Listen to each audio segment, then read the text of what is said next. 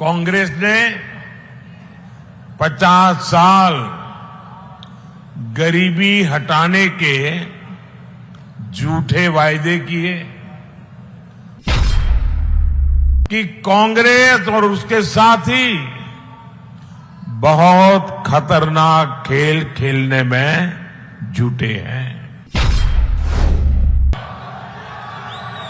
आणि सबुरीता मंत्र ज्यांनी दिला त्या साईबाबाच्या चरणी नतमस्तक होतो।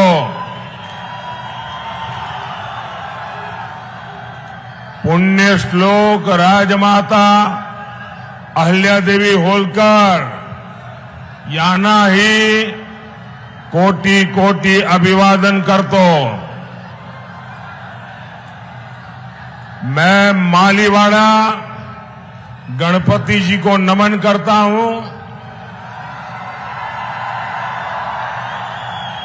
मैं छत्रपति शिवाजी महाराज, ज्योतिबा फुले और सावित्रीबाई फुले को श्रद्धापूर्वक प्रणाम करता हूं। मैं अहिल्यानगर की इस पुण्य भूमि को भी प्रणाम करता हूं। महाराष्ट्र के विकास में सहकारिता आंदोलन को दिशा देने वाले बाला साहब विखे पाटिल जी का जो योगदान है, मैं आज उसे भी याद कर रहा हूं। साथियों, आज तीसरे चरण का मतदान चल रहा है। हर ओर बीजेपी और एनडीए को भरपूर जन समर्थन मिल रहा है। तीसरे चरण के मतदान ने ये साफ कर दिया है कि 4 जून को इंडी अगाड़ी की एक्सपायरी डेट तय हो गई है।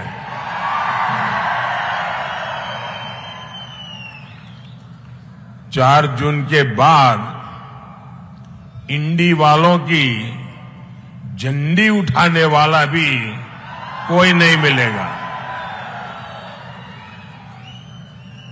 चुनाव के पहले ये जो भानुमती का कुनबा जुड़ा था, ये 4 जून को रेत के टीले की तरह बिखरने वाला है। साथियों, इस बार का चुनाव संतुष्टिकरण और तुष्टीकरण के बीच हो रहा है। बीजेपी एनडीए का पूरा प्रयास अपनी मेहनत से देशवासियों को संतुष्ट करने का है। वहीं इंडी अगाड़ी वाले अपनी साजिशों से अपने वोट बैंक के तुष्टीकरण में लगे हैं। कांग्रेस ने तो अपना पूरा मैनिफेस्टो ही मुस्लिम लीगी बना दिया है।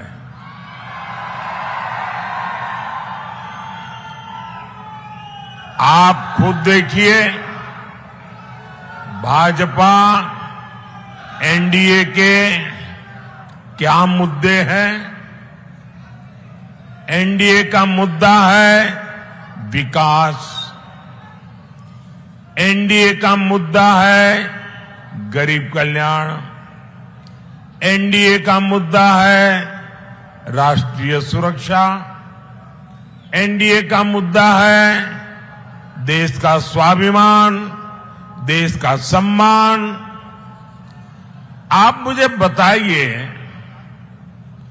कांग्रेस क्या इनमें से किसी भी मुद्दे पर बात करने की स्थिति में है क्या? साथियों, गरीब कल्याण पर बात होगी तो कांग्रेस शुतुरमुर्ग की तरह रेत में सिर छिपाकर बैठ जाएगी। उसके पास बोलने के लिए कुछ है ही नहीं। कांग्रेस ने 50 साल गरीबी हटाने के झूठे वायदे किए। उसने गरीबों से सबसे बड़ा विश्वासघात किया और मोदी गरीब कल्याण पर क्या बोलेगा? मोदी 4 करोड़ घर, पक्के घर की बात करेगा। मोदी 50 करोड़ गरीबों के जनधन खातों का हिसाब देगा। मोदी 80 करोड़ जरूरतमंदों को मुफ्त राशन का हिसाब देगा। जब किसान की बात होगी तो मोदी बताएगा कि पीएम किसान सम्मान निधि के 3 लाख करोड़ रुपए किसानों को मिले हैं। मोदी फसल बीमा योजना से किसानों को 1.5 लाख करोड़ रुपए का मुआवजा मिलने की बात करेगा। मोदी फसलों की एमएसपी में रिकॉर्ड बढ़ोतरी का हिसाब देगा। और कांग्रेस क्या करेगी? कांग्रेस अपने मुंह पर पट्टी बांध लेगी। भाइयों और बहनों, आज के दिन कांग्रेस और इंडिया अलायंस ने अपनी बहुत खतरनाक, मैं दोबारा कहता हूं, बहुत खतरनाक साजिश पर खुद ही मुहर लगा दी है। इतने दिनों से मैं बार बार देश से कह रहा था कि कांग्रेस और उसके साथी बहुत खतरनाक खेल खेलने में जुटे हैं। आज इंडी गठबंधन के एक बहुत बड़े चेहरे ने इस खतरनाक साजिश से नकाब उठा लिया है। ये इंडी अलायंस के सबसे बड़े पार्टनर बिहार में अभी अभी जेल से बाहर आए हैं। अदालत ने जिनको सजा दी है, आप जानते हैं ना? जानते हैं ना? कौन? हाँ, कौन? कौन? जी वही, चारा घोटाले में जिन्हें अदालत ने दोषी करार दिया, उन्होंने आज मीडिया के सामने साफ साफ कहा है कि इंडी गठबंधन की सरकार आई तो देश में मुसलमानों को आरक्षण देंगे। और सिर्फ आरक्षण देंगे इतना ही नहीं, बल्कि पूरा का पूरा आरक्षण देंगे। और पूरा का मतलब है, अभी पूरा आरक्षण किसके पास है? अभी पूरा आरक्षण एससी के पास है, एसटी के पास है, ओबीसी के पास है, सामान्य वर्ग के गरीबों के पास है। अब ये इंडिया अलायंस का कहना है कि ये पूरे का पूरा आरक्षण छीनकर मुसलमानों को दे देंगे।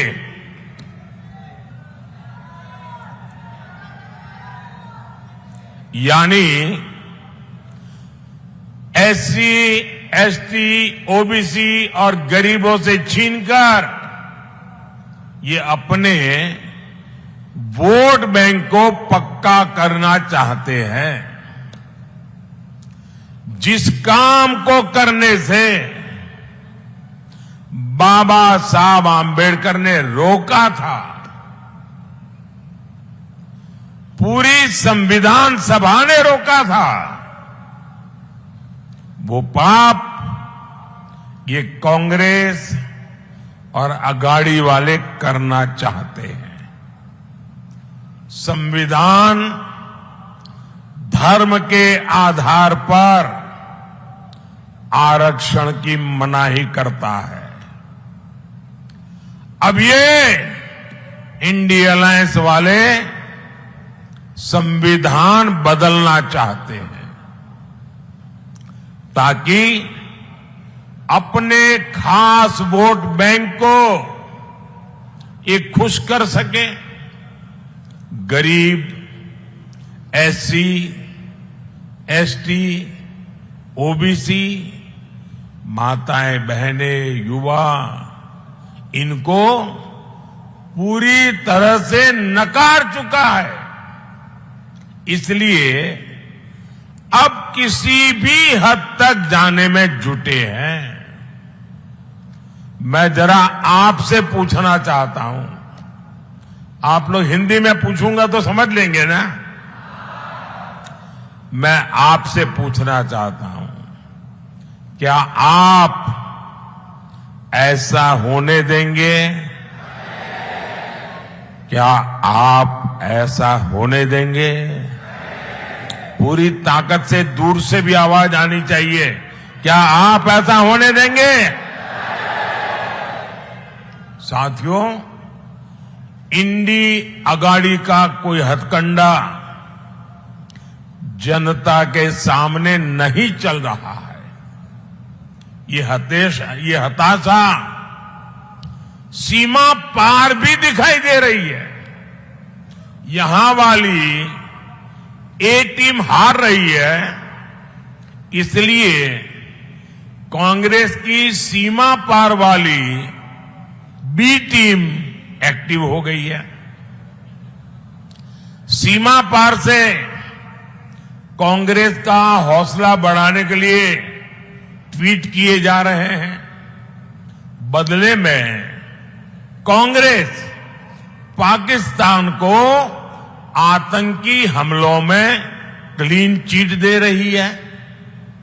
भाइयों और बहनों, मैं आज आपसे पूछता हूं, पूरे देश से पूछता हूं, महाराष्ट्र की धरती पर मुंबई में 26/11 का जो आतंकी हमला वो पाकिस्तान ने करवाया था या नहीं करवाया था? किसने करवाया था? किसने करवाया था? हमारे जवानों को किसने शहीद किया था? किसने शहीद किया था? हमारे निर्दोष लोगों की हत्याएं किसने की थी? अब मजा देखिए, आपको ये सच मालूम है, पूरी दुनिया को ये सच मालूम है, हमारे देश की अदालतें भी फैसला दे चुकी हैं, और तो और पाकिस्तान खुद भी स्वीकार कर चुका है। आतंकियों की फोन रिकॉर्डिंग मौजूद है। लेकिन कांग्रेस पार्टी आतंकियों को बेकसूर होने का सर्टिफिकेट जारी कर रही है। साथियों, 26/11 के मुंबई आतंकी हमले को लेकर महाराष्ट्र में कांग्रेस के नेता का बयान तो बहुत खतरनाक है। ये कांग्रेसी मिलकर अब आतंकी कसाब का पक्ष ले रहे हैं। कांग्रेस के समय विदेश राज्य मंत्री रहे और परिवार के करीबी ने भी कसाब को निर्दोष बता दिया है। ये मुंबई हमले में मारे गए सभी निर्दोष नागरिकों का अपमान है। ये मुंबई हमले में सभी आतंकियों को मार गिराने वाले सभी सुरक्षा बलों का अपमान है। ये शहीद तुकाराम आमले जैसे उन शहीदों का अपमान है। देश को किस तरफ ले जाना चाहती है कांग्रेस? तुष्टीकरण के लिए कांग्रेस हर रोज और ज्यादा नीचे गिरती चली जा रही है। क्या ऐसी कांग्रेस, ऐसे इंडी अगाड़ी को महाराष्ट्र में एक भी सीट मिलनी चाहिए क्या? जरा पूरी ताकत से बताएंगे, एक भी सीट मिलनी चाहिए क्या? साथियों, मोदी ने पिछले 10 वर्षों में सुरक्षा और विकास दोनों की गारंटी दी है। जो समस्याएं कांग्रेस विरासत में छोड़कर गई थी, हमने उनके समाधान दिए हैं। महाराष्ट्र में कांग्रेस ने किसानों को संकट में धकेला, सूखे का संकट गहराता गया। कांग्रेस अपनी लूट में व्यस्त रही। हमने वर्षों से लटके प्रोजेक्ट को पूरा करके किसानों की चिंता की। यहां नीलवंडे डैम का काम 1970 में शुरू हुआ था और उस समय डैम की लागत 8 करोड़ थी। आज वो बढ़कर के 5,000 करोड़ रुपए पहुंच गई है। ये पाप इन्होंने किया है और ये पैसा आपका है। डैम के नाम पर कांग्रेस नेताओं की जेबें भरती रही, लेकिन किसानों के खेत सूखे रह गए। 2017 में देवेंद्र फडणवीस जी ने इसे गति दी। लेफ्ट कैनाल का काम पूरा हो गया है। जल्द ही ये योजना भी पूरी कर ली जाएगी। इससे अहिल्यानगर और नासिक में सैकड़ों गांवों को पानी मिलेगा। हजारों हेक्टेयर भूमि की सिंचाई होगी।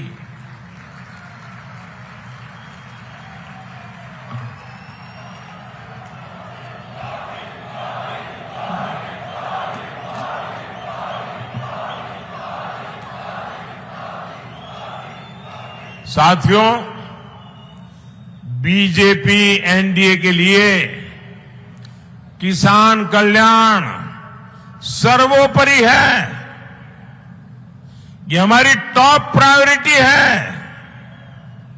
हमारी सरकार में गन्ना किसानों को पहले से ज्यादा पैसे मिले हैं। आयकर के, इनकम टैक्स वालों के 10,000 करोड़ रुपए माफ करने से लाखों किसान परिवारों को लाभ हुआ है।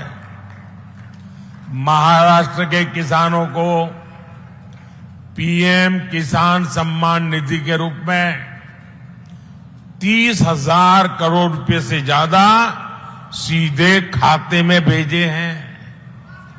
साथियों, विकसित भारत के लिए नारी शक्ति का सशक्त होना उतना ही जरूरी है।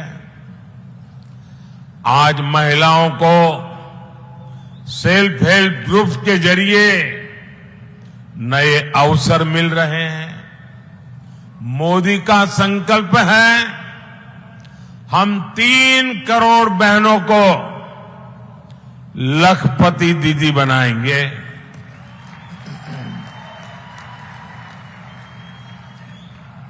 हमारी बहनें अब ड्रोन पायलट बनेगी। खेती किसानी में सबसे आगे रहकर काम करेगी। साथियों, आज तेज गति से हो रहे विकास से महाराष्ट्र की तस्वीर बदल रही है। इस क्षेत्र में अहिल्यानगर, सोलापुर हाईवे का निर्माण हो रहा है। आउटर रिंग रोड का काम हो, नए नए एक्सप्रेस वे हो, इकोनॉमिक कॉरिडोर हो, रेलवे और एयरपोर्ट का विकास हो, सभी पर हमारा फोकस है। मुंबई शिरडी वंदे भारत ट्रेन के द्वारा साईं भक्तों को सुविधा मिली है।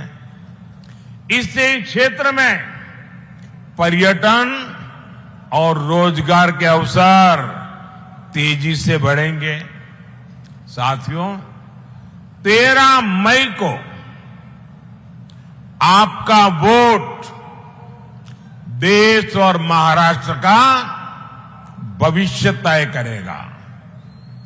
मेरा अनुरोध है, अहमदनगर से भाजपा प्रत्याशी डॉक्टर सुजय राधाकृष्ण विखे पाटिल जी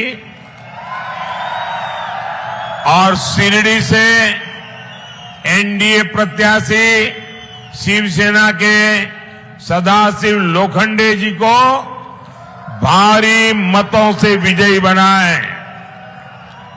इनको मिलने वाला वोट केंद्र में मोदी को मजबूत करेगा। और जब आप इनको वोट डालेंगे ना, तो वोट सीधा सीधा मोदी के खाते में जाएगा। और इसलिए आप